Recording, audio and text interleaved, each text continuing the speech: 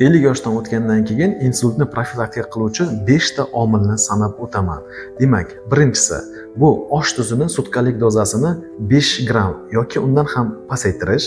Ikkinchisi bu baliq mahsulotlarini haftasiga 3 yoki 4 marotaba qabul qilish.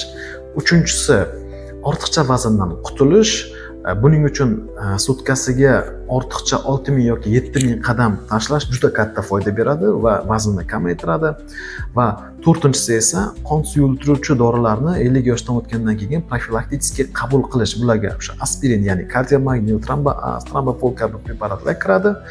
Va oxirgi 5-inchisi esa askorbenka yoki rutin saqlovchi mahsulotlarni ko'proq qabul qilish. Bu mahsulotlar asosan ko'k mahsulotlar, ya'ni o'simliklarda ko'p uchraydi.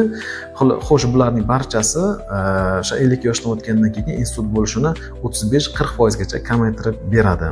Bizni kuzatishda davom eting. Sog'lig'ingizga e'tiborli bo'ling. Savollar bo'lsa pastda kommentariyada qoldiring. Javob berishga harakat qilamiz. Rahmat.